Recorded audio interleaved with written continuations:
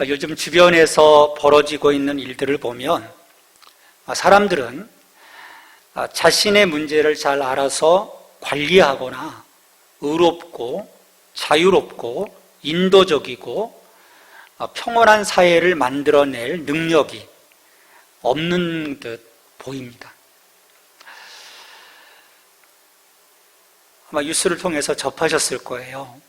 환각 상태에서 폭주하는 이 포르쉐 운전자에게서 그림 한 장 때문에 편의점에 차를 몰고 들어가 편의점 내부를 박살내는 한 여자에게서 마스크 때문에 지하철 안에서 싸움판을 벌이는 그 아저씨에게서 또 정치가 사라진 정치판 정치인들에게서 또 방송 매체를 통해서 끝없이 쏟아져 나오는 사건, 사고 속에서 그것들을 바라보는 우리들의 그 마음은 무겁기만 합니다.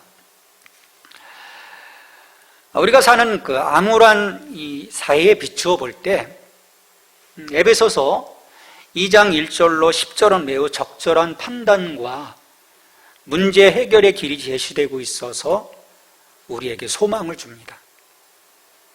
전반부에서 1절로 3절 전반부에서 바울은 우리 인간에 대해서 매우 비관적으로 이야기하고 있어요. 반면에 4절로 10절 하나님에 대해서는 매우 소망적이고 희망적이고 낙관적으로 이야기를 합니다. 이 절망과 믿음의 이 결합으로 이 땅을 향한 하나님의 해결책을 보여주는 것이죠. 사람이 본성적으로 어떤 존재인가, 그리고 하나님의 능력과 은혜에 의해 어떻게 될 수 있는가에 대한 이 생생한 비교로 하나님이 우리를 어떻게 다루어 가시는지, 우리를 어떤 존재로 이끌어 가시는지를 그려가고 있는 거죠. 저는 오늘 전반부인 1절로 이 3절의 말씀을 통해서 하나님을 떠난 인간의 상태, 하나님과 분리된 인간의 상태를 자세히 살펴보고자 해요. 여기서 바울은요, 이 말씀들을 전개해 나갈 때 어떤 그 태폐적인 집단이나 사회의 타락한 부분, 혹은 심지어 당시에 극도로 타락했던 그 이교도들의 어떤 상황에 초점을 맞추고 이야기하고 있지 않습니다. 모든 사람에 대한 성경적인 진단을 가지고 이야기를 하고 있어요. 그러니까 하나님 없는 사람, 보편적인 인간의 상태에 대해서 이야기를 하고 있는 거죠. 1절로 3절의 그 말씀을 우리가 주목해 보면요, 바울은 이 구속받지 못한 인류에 대한 세 가지 섬뜩한 진리에 대해서 이야기를 합니다. 저는 이 말씀이 왜 중요한가를 생각해 보았어요. 우리가 하나님이 우리에게 은혜를 베풀어 주시기 전에 우리도 이러한 사람이었다는, 그러니까 나의 상황인 거죠. 내가 어느 밑바닥까지 내려간 존재였는지를 잘 알아야 한다는 거예요. 그것은 나 자신의 그 상황을 인식할 때만, 내가 얼마나 비참한 존재였었는지를 인식할 때만 하나님이 나를 위해서 무엇을 하셨는지를 볼 수 있고요, 그 하나님의 능력으로 구원받은 것을 감사할 수 있다는 거예요. 그래야만 또 우리가 하나님의 기뻐하시는 본래 부르심의 목적에 걸맞는 인생을 살아갈 수가 있는 것입니다. 여기에 대한 인식이 없을 때 우리는 겉도는 인생이 되는 거죠. 첫째로, 우리는 허물과 죄로 죽었던 자라 말씀을 하고 있습니다. 1절의 말씀입니다. 그는 허물과 죄로 죽었던 너희를 살리셨도다. 죽었다는 말은 어떤 실체적인 육체의 죽음이 아닌 거예요. 영적인 죽음의 상태인 거죠. 그러니까 그리스도 밖에 있었던 모든 사람의 영적 상태에 대한 평가입니다. 죽었다라는 거예요. 어떤 그 절망적인 질병을 앓고 있어서 소망이 없다 그런 수준이 아닌 거예요. 그냥 죽은 상태인 것입니다. 거기에는 전혀 생명이 없죠. 이런 비극적인 상황은 이 사람들의 허물과 죄로 인해서라고 성경은 말씀하죠. 우리는 허물과 죄로 인해 죽었던 자다라고 말씀하는 거죠. 결국 내가 죽었기 때문에요, 우리 스스로의 힘으로는 그 어떤 상황들을 타개해 나갈 수 있는 능력이 없는 거예요. 자생 능력이 없는 것이죠. 여기서 허물과 죄로 죽었다고 했는데, 이 허물과 죄는 실은 이제 동의어입니다. 다 어떤 그 관역에서 어떤 그 표준에서 어긋난 것, 어떤 그 상황들을 이야기하는 건데, 이 진실된 것과 정직한 것에서 실족한 상태를 의미합니다. 넘어진 거예요. 사람은 본래 정직하고 진실하고 옳고 거룩하게 지어졌습니다. 왜? 하나님과 동행해야 했기에, 그 거룩하신 하나님과 그렇게 지어졌어요. 근데 그는 그것에서 실족하였습니다. 하나님을 떠나서 참되고 의롭고 정직하고 올바른 것으로부터 실족되어 있는 그 인간은 그래서 죄인인 거예요. 누구도 예외 없다고 성경은 얘기하죠. 모든 사람이 죄인이라고 성경은 분명하게 얘기합니다. 이 상황, 이 바닥까지 내려간 이 상황을 인정할 때 바로 그 지점에서부터 실은 복음은 역사예요. 기독교의 복음이요, 다른 종교들과 다른 부분이 바로 이 지점입니다. 나의 죄인됨을 인정하는 것, 내가 하나님과 분리되었음을 인정하는 것, 그 시점으로부터 이제 복음이 역사하는 거죠. 왜냐하면 로마서 1장 16절의 말씀처럼 이 복음은 모든 믿는 자에게 구원을 주시는 하나님의 능력이 되기 때문입니다.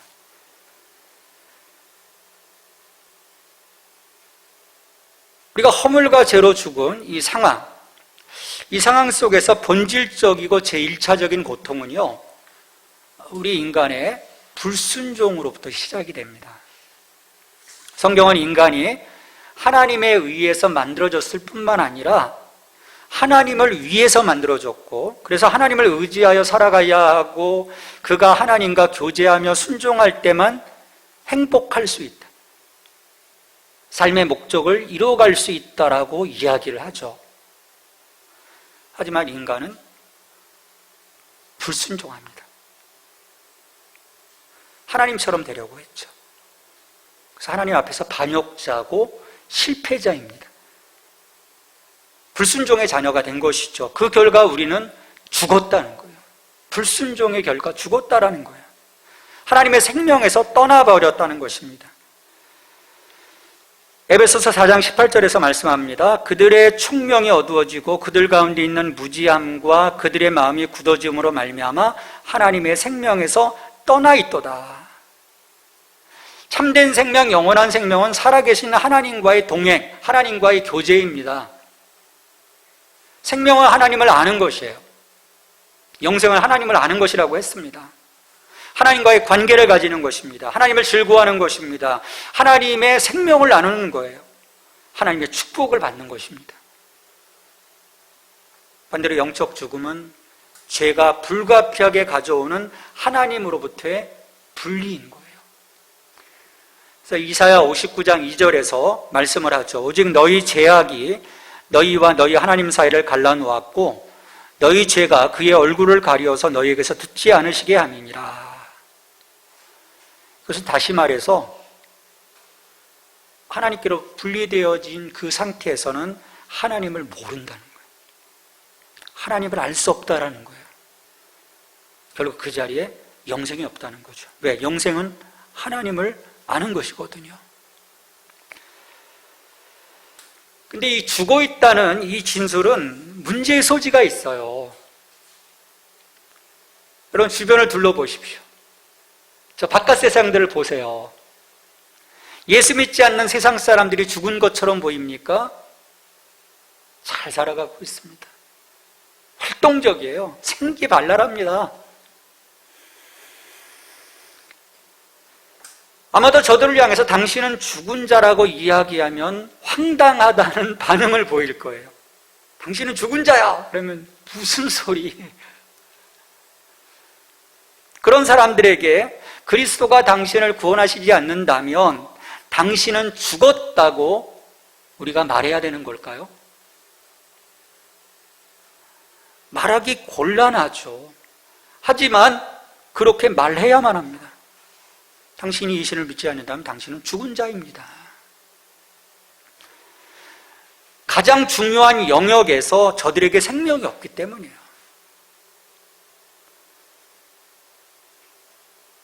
피지컬한 그 생명은 있겠지만 영적인 그 하나님 안에서 누리는 영원한 생명은 그에게 없거든요. 그들은 시체처럼 하나님께 아무런 반응을 보일 수가 없습니다. 하나님을 향한 그 어떤 갈망도 찾을 수 없어요. 그래서 하나님 없는 삶은 그 사람이 아무리 육체적으로 건강하고 정신적으로 깨어있다 하더라도 그의 그 지성이 빛나더라도 죽은 것이라고 주저없이 우리는 단언해야 하는 거죠. 그가 빛나려고 하면, 그가 진정 살아있으려고 하면 그의 삶 속에 예수 그리스도, 생명이신 예수 그리스도가 자리 잡고 있어야 되는 거예요. 여러분, 이것은 타락한 인간 실존의 기본적인 비극을 인식하는 일입니다. 하나님에 의해 창조된 바로 그 사람들이 지금 하나님 없이 살아가고 있어요. 실제로 그것이 선한 목자이신 하나님이 우리를 찾으시기 전에 우리가 처해 있던 그런 상태인 것입니다. 여러분, 세계의 역사는요, 인간이 타락하였고 죄 가운데 있다고 하는 위대한 성경적 교리에 비추어 보지 않으면 진정으로 이해할 수 없어요. 그 타락의 그 상황들을 우리가 인식하고 바라볼 때만이 이 세상에 돌아가는 이 비상식적이고 올바르지 못한 이 상황들을 우리가 읽어낼 수 있는 거죠. 둘째로 우리는 종이었습니다. 에베소서 2장 2절 말씀입니다. 그때 너희는 그 가운데서 행하여 이 세상 풍조를 따르고 공중의 권세 잡은 자를 따랐으니 곧 지금 불순종의 아들들 가운데서 역사하는 영이라. 그때 너희는 허물과 죄 가운데 행하였다라고 얘기를 합니다. 거닐었다라는 거예요. 허물과 죄, 그 삶에 실족된 그 상황 속에서 그냥 걸었다라는 거예요. 근데 이것이 한가하고 자유로운 어떤 산책과 같은 그런 상황이 아니라는 것입니다. 여기는 참된 자유가 없다는 거예요. 노예라는 거예요. 우리가 통제할 수 없는 무시무시한 속박만 있을 뿐이라는 것이죠. 인간은 자유롭지 못합니다. 인간은 죄를 짓지 않을 자유가 없어요. 죄의 종이기 때문입니다. 다 사람들이 윤리적이고 도덕적이고 의로운 것처럼 보이지만 사람들이 보는 것 때문에 아닌 척하는 거예요. 들어가서 보면, 그 내면을 보면, 우리 예수님은 그래서 내면을 집중한 거예요. 바리새인들은 겉으로 의로운 척했지만 예수님은 그들의 내면을 보면서 회칠한 무덤과 같다고 했어요. 그 속은 썩어 문드러졌다라는 거예요. 악한 것들이 득실득실한다라는 거예요. 우리가 이 지점을 인정하지 않을 때, 이것들을 바라보지 않을 때 우리는 어떤 해결책도 찾아갈 수가 없는 거죠. 그렇기 때문에 인간은요, 다시 날 필요가 있어요. 새로운 본성이 필요한 거예요. 지금 나의 이 옛 본성 가지고는요, 답이 나오지 않습니다.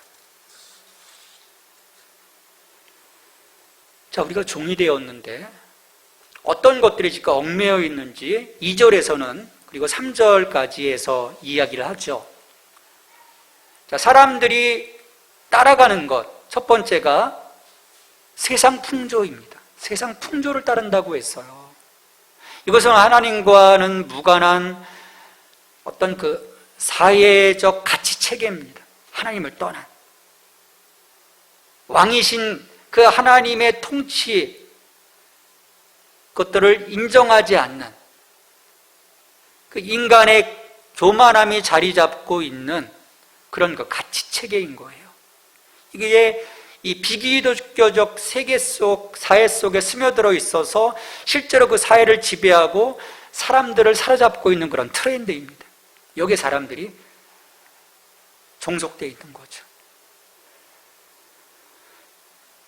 이 트렌드는 이제 비기독교적인 게 아니에요. 반기독교적인 것입니다. 사람들은 자기 생각을 하기보다는요, 방송과 인터넷 매체들에 전파하는 대중문화에 굴복하는 경향이 있어요. 소위 문화적 속박인 거죠. 근데 사람들은 잘 몰라요. 거기에 젖어드는 거죠. 얽매여 오는 것들을 느끼지 못합니다. 그리고 거기에 조종되는 것을 몰라요. 예수님이 이것들로부터 우리를 해방시키실 때까지 우리는 이 세상의 사상과 생활의 물결에 따라 표류하는 것입니다. 우리에게는 동력이 없는 거예요. 죽은 자이기 때문에 자정 능력이 없어서입니다. 그러니까 이와 같은 그 세상 풍조를 통해서 배후에서 우리를 더욱 속박하는 세력이 있어요. 바로 사탄 마귀입니다. 공중의 권세 잡은 자, 불순종의 아들들 가운데서 역사하는 영이라고 오늘 말씀하고 있습니다. 오늘 이 인간은요, 이 악의 원리에 의해서 지배를 받고 있습니다. 이 악의 원리가 우리들의 삶을 결정짓고 지배하고 통제하는 이 시대 속에서 우리가 살아가고 있는 거예요. 이게 집요하게 사람들을 다뤄갑니다. 사람들이 인정하기 싫어하죠. 성경에서 말하고 있는 이 악의 원리를 이야기하는 것을 싫어합니다. 그러나 우리는 이것들을 바라봐야 돼요. 이걸 인정하지 않다 보니까 사람들은 세상에 대한 안일한 꿈을 꿔요. 모든 것이 잘 될 거라고 믿습니다. 어떤 희망을 갖죠. 인간이 주체가 돼서 지금 이 지구의 여러 가지 문제들을 풀어갈 수 있을 것이라고 이야기를 합니다. 우리 그리스도인들도 마찬가지예요. 우리의 그리스도인들의 어떤 상황이 투쟁도 싸움도 없는 그런 유의 구원을 꿈꾸고 있는 것은 아닌지 모르겠어요. 굉장히 낙관적이고 어떤 좋은 쪽으로 될 거라는 그런 생각들을 하는 경향들이 있습니다. 근데 세상은요, 결코 그렇지 않습니다. 악의 영, 모든 교활함과 악의를 가진 공준 권세 잡은 자들이 그냥 놀고 있지 않기 때문이에요. 그들은 영리하고요, 스스로를 광명한 천사로 위장할 수 있는 능력을 갖고 있습니다. 우리 영화에 보면 사탄 마귀 무섭게 그려지잖아요. 아니에요. 광명한 천사를 가장할 수 있다고 했어요. 사람들의 눈을 홀릴 수 있는 그러한 모습들로 그런 지적인 능력과 아름다움과 어떤 엔터테인먼트다운 그런 모습들을 가지고 우리를 다스려갈 수 있다는 거예요. 그래서 우리를 속이고 넘어뜨리는 거죠. 여러분, 우리는 기억해야 돼요. 그 예수님의 시험받던 그 상황들을 기억해야 됩니다. 우리는 하나님의 아들에게 서슴지 않고 와서 그를 시험하던 마귀에 의해서 오늘도 도전을 받고 있는 거예요. 네가 하나님의 아들이거든, 감히 하나님의 아들이거든 외치며 그 예수님을 시험하던 그 마귀가 오늘 우리에게 도전을 해오는 겁니다. 정신을 바짝 차려야 돼요. 베드로전서 5장 8절에서 말씀합니다. 근신하라, 깨어라, 너희 대적 마귀가 우는 사자같이 두루다니며 삼킬 차를 찾나니. 깨어있지 않으면, 근신하지 않으면, 바로 보지 않으면 잡아먹히는 거죠. 그 굴레를 벗어나지 못하고 영원히 노예로 사는 것입니다. 또 우리를 속박하고 우리를 제어하고, 그러니까 세 번째 영향력은요, 내부적인 우리 육체의 욕심이에요. 3절 말씀입니다. 전에는 우리도 다 그 가운데서 우리 육체의 욕심을 따라 지내며 육체와 마음에 원하는 것을 하여. 육체는 타락하고 자기 본성적인 인간 본성을 의미합니다. 그 욕심은 육체와 마음이 원하는 것, 즉 강한 소원이에요. 이 사람이 육체의 욕심에 의해서 지배를 받으며 통제당하고 있기 때문에 허물과 죄의 삶을 영위하는 것입니다. 나의 그 강한 욕망, 욕구. 주신 데 감사하지 못하고 그것을 넘어서려고 하는 그런 그 마음들. 물론 자연스러운 육체적 욕구는 잘못된 것이 아니에요. 왜? 우리 인간을 그렇게 만드셨기 때문이에요. 배고플 때 우리는 먹어야 됩니다. 졸릴 때 우리는 자야 되는 거예요. 근데 문제는 육체의 욕심이 육체뿐만 아니라 정신의 잘못된 욕구로 표출되어지는 것입니다. 지적인 어떤 허영과 교만과 잘못된 야식심과 야망과 탐닉과 중독과 미움과 시기와 질투와 악의로 가득 찬 그런 생각들. 사람들은요, 이 그칠 줄 모르는 이 욕구, 새로운 스릴, 어떤 흥분, 그런 것들을 찾아서 막 줄다리며 치는 거예요. 뭐 새로운 것 없을까? 새로운 곳이 있으면 글로 다 가죠. 뭐 음식점 하나 새로 생기면 글로 막 몰려가죠. 카페 하나 생기면 글로 막 몰려가요. 뭐 하나 떴다면 글로 몰려갑니다. 근데 이것이 현대교회 안에서도 이루어지고 있어요. 이런 일들이 일어나고 있어요. 표면적인 그리스도인들의 이 불의에 의해서 끊임없이 이런 것들이 요구돼요. 뭐 새로운 것 없을까요?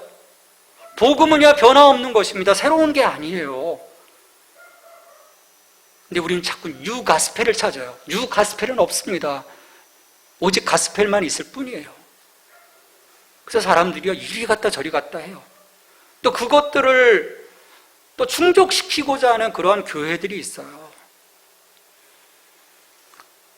그것은요, 하나님을 향한 마음이 아닌 자기 충족의 발로일 뿐입니다. 이렇게 예수 그리스도가 우리를 자유롭게 하시기 전에 우리는 안팎으로 억압적 영향력에 종속되어 살아가고 있습니다. 밖으로는 세상이고 안으로는 육체인 거예요.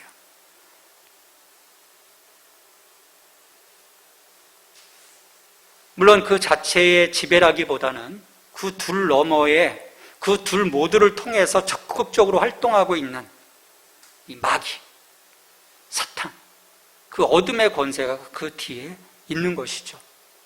근데 그렇다고 해서 모든 비난의 화살을 편리하게 세상과 육신과 마귀에게 종되었다는 것에 돌리고 우리는 그에 대한 책임을 하나도 지지 않아도 된다는 그런 의미는 아니에요. 우리는 어쩔 수 없었어. 그런 것이 아니라는 거예요. 선택은 나 자신에게 있기 때문입니다. 예수님은 선택하지 않았어요. 네가 만일 하나님의 아들이거든 돌로 떡덩이가 되게 하라. 선택하지 않으셨거든요. 근데 우리는 선택하는 거예요.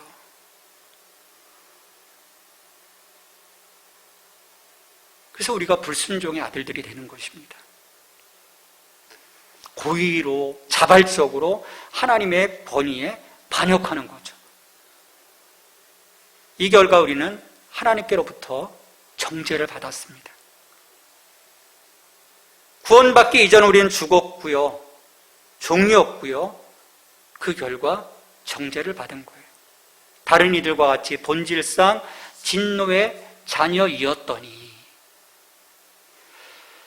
여러분, 하나님의 진노는요, 사람의 진노와 다릅니다.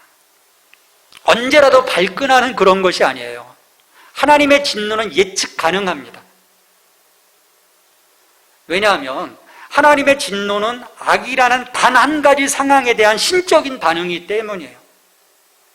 하나님의 진노는 악에 대한 하나님의 인격적이고 의롭고 지속적인 적대감입니다. 악과 타협하는 것에 대한 하나님의 지속적인 거부예요. 그리고 악을 정죄하고자 하는 하나님의 공의입니다. 그래서 예측 가능해요. 그리고 이러한 그 하나님의 진노는 지옥에서 최종적으로 나타나게 될 것입니다. 근데 하나님의 진노는 진노로 끝나지 않아요. 하나님의 사랑과 함께 가는 거예요. 여기에 소망이 있고 여기에 희망이 있는 것입니다. 에베소서 2장 3절과 4절이 대조가 돼요. 그러니까 1절부터 3절까지는 절망이에요. 근데 4절부터는 다시금 이 절망이 소망으로 전환되어지는, 전환이 일어나는 것이죠.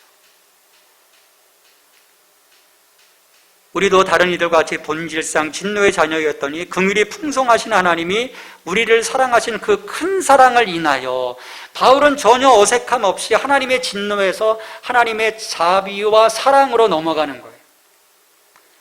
진노와 사랑은 하나님의 성품 안에서 하나로 결합되어 있습니다. 공의와 사랑은 같이 가는 거예요. 별개의 것이 아니라는 것입니다. 하나님은 영원한 진노를 받기에 합당한 우리의 상태에도 불구하고 자기 자신과 화해하실 수 있는 길을 열어주셨어요. 그것이 하나님의 사랑입니다.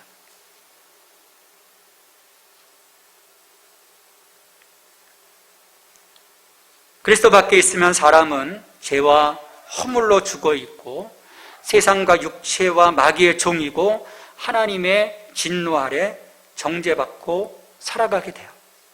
예외 없는 거죠. 하지만 하나님의 사랑이 여기에 개입할 때 이 상황들은 역전되는 것입니다. 우리는 진노의 자녀입니다. 누구도 예외 없습니다. 우리가 하나님의 아들을 믿지 않는 한 하나님의 진노는 우리에 머물러 있고 하나님의 두려운 심판 아래 있게 될 거예요. 그리고 이러한 그 인간의 상태가 이처럼 심각하다는 것을 우리가 제대로 인식하지 못할 때 사람은 순진하고 피상적인 치유책을 믿게 될 것입니다. 인간에 대한 어떤 긍정적인 사고들을 갖고 접근해가는 분들은 이렇게 이야기를 하죠. 사람들에게 바른 조건과 바른 환경을 제공하고 어떤 적당한 지식도 주고 적절한 법을 세운다고 하면 모든 상황들이 좋아질 것이라고 얘기를 해요. 여러분, 과연 그럴까요? 많은 이들이 이런 것들을 노력해요. 저 아프리카에서, 동남아시아에서 어떤 극악한 그 상황들, 사회적인 그 악들을 치료하기 위해서 이런 환경들을 조성해 가고 어떤 바른 지식들을 조성해 가고 또 법들을 세워가요. 근데 그 가운데서도 여전히 사회적인 어떤 그 악들은 반복되고 있습니다. 여러분, 우리는 잊지 말아야 돼요. 인간이 처음 타락했던 곳이 어디입니까? 에덴 동산이에요. 낙원이었습니다. 인간이 원래 의롭게 창조되어진 조건에서도 타락했다면 이미 타락한 인간이야 얼마나 더하겠습니까? 우리의 그 본질적 상황 속에서는 변함이 없다라는 거예요. 근본적인 병에는 근본적인 치유책이 필요합니다. 그게 바로 복음이에요. 하나님은 죽은 자들에게서 생명을 제공하고 포로들을 풀어주며 정죄받은 자를 용서해주는 이 복된 소식을 우리에게 보여주셨고 맡겨주셨어요. 하나님의 능력밖에는 구출하고 구속하고 구원할 길이 없습니다. 바울이 1장 끝에서 말하였듯이 하나님의 전능하신 능력이 아니고서는 될 수가 없는 거예요.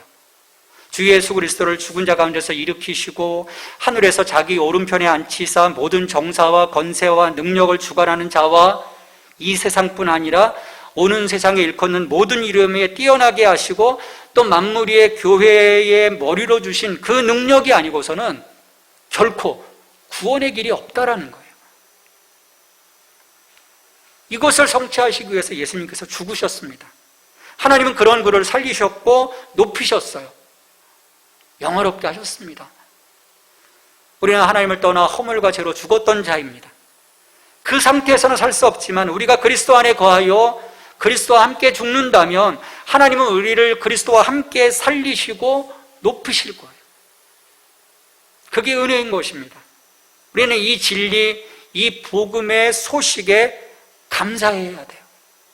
여러분 감사하십시오. 주님 감사합니다. 복음 때문에 나를 살게 하시니 감사합니다. 그리고 여기서 그치는 게 아니죠. 주변을 보십시다. 여러분 주변을 보세요. 허물과 죄로 죽어있는 자들이 보입니까? 허물과 죄로 죽어있는 자들. 많은 대다수의 사람들이 그리스도 밖에 있어요. 하나님이 없고 신앙 없는 고통스러운 상태, 죽어있는 상태, 그 죽음의 상태에 빠져 있습니다. 여러분 저들에게 진정 관심을 갖고 있습니까? 우리도 저들과 같았지만 우리는 그리스도 안에서 구원을 받았습니다. 감격이 있어요. 감사가 있어요. 우리를 살리셨던 하나님의 능력만이 저들을 살릴 수가 있는 거예요. 이 하나님의 능력이 저들에게도 흘러가 생명 살리는 역사가 일어나기를 우리가 기도하고 소망합시다. 이를 위해 우리는 바울이 말했던 바로 그 일을 해야 합니다. 나의 죄인됨을, 내가 죽었던 자임을, 내가 본질상 진노의 자녀였음을 말하고 그리스도 안에서 내가 다시 산 자가 되었음을 우리는 증거해야 할 것입니다. 우리가 함께 기도하겠습니다. 함께 기도할 때 오늘 말씀을 생각하면서 함께 기도하고요. 주님, 허물과 죄로 죽었던 자를 예수 그리스도 안에서 살려주시니 감사합니다. 이 감격, 이 감사, 나를 통해서 다른 이에게 흘러가 또 다른 생명이 살아날 수 있는 복음의 역사가 나를 통해서 이루어질 수 있도록 도와주시옵소서. 우리 함께 기도하고요. 이 코로나의 상황 속에서도 주님 우리들의 삶을 지켜주시고 교회를 지켜주시고 가정을 지켜주시고 이 땅을 지켜주시옵소서. 이 지구를 회복시켜 주시옵소서. 우리 같이 기도하겠습니다. 함께 기도합니다. 하나님, 우리의 그 생각을 다시금 돌이켜봅니다. 허물과 죄로 죽었던 자의, 또 죄로 종속되어 있던 자임을, 또 진노의 자녀였던 자임을 하나님 이 시간에 기억합니다. 주님, 바닷가에 내려갔던 저희입니다. 나 예수 그리스도 안에서 나를 살려주시고 회복시켜주시고 하나님의 그 자녀 삼아주심을 감사드립니다. 주님, 이제 이 감격, 이 기쁨 속에서 이제 주변을 볼 수 있게 하시고 아직도 그리스도 밖에 있어 죽어있는 저 많은 자들을 향한 하나님 긍휼의 마음을 가지고 나갈 수 있도록 도와주시옵소서. 하나님이 저들에게 하나님의 능력이 저들에게도 흘러가 생명 살리는 역사에 일어나기를 소망합니다. 주님, 오늘 사용하여 주시옵소서. 하나님, 코로나의 하나님 긴 상황들이 하나님 언제 끝날지 모르는 이 상황들이 지속되고 있습니다. 지치지 않게 하여 주옵소서. 그것들을 이겨낼 수 있게 도와주시옵소서. 소망을 갖고 행하게 하여 주옵소서. 삶에 지쳐있는 자들을 회복시켜 주옵소서.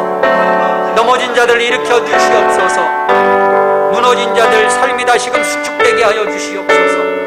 병들었던 자들을 치유하여 주시옵소서. 신음하는 전 세계에 하나님 이 회복의 역사, 하나님의 놀라운 구원의 역사를 하나님 이 일들을 통해서 다시금 누릴 수 있도록, 느낄 수 있도록, 또 고백할 수 있도록 하나님 역사해 주시옵소서.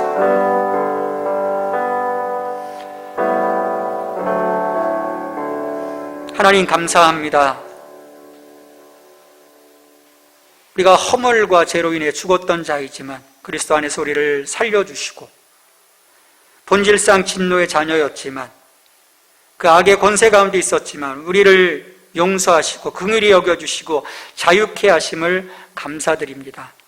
그 감격, 그 기쁨 속에서 우리가 살아가며 아직도 그리스도 밖에 있어 죽어있는 자들 하나님 저들에게 관심을 갖게 하여 주시고 저들에게 복음의 소식을 증거할 수 있는 통로로 저희들을 사용하여 주시옵소서. 하나님, 언제 끝날지 모르는 이 상황들이 계속 지속이 되고 있습니다. 저희들의 마음을 지켜주시옵소서. 삶을 지켜주시옵소서. 피곤치 않게 하여 주옵소서. 회복이 있게 하시고 주께서 주시는 그 생명의 그 기쁨 속에서 하루하루 찬양하며 감사하며 살아가게 하여 주시며, 또 이로 인해 삶에 무너진 자들 다시금 새롭게 삶을 수축하여 주시고, 병들어 있는 자들 회복시켜 주시고 치유하여 주시옵소서. 많은 자들이 고통을 받고 있습니다. 많은 사람들이 이 질병으로 인해서 죽고 있습니다. 주님, 이 지구촌에 하나님의 회복과 구원의 역사를 이루어 주시고, 하나님, 이 상황들을 통해서 이 땅을 통치하시고 이 땅을 새롭게 이끌어 가시는 하나님을 주목할 수 있는 시간들이 될 수 있도록 역사해 주시옵소서. 예수님의 이름으로 기도하옵나이다. 아멘.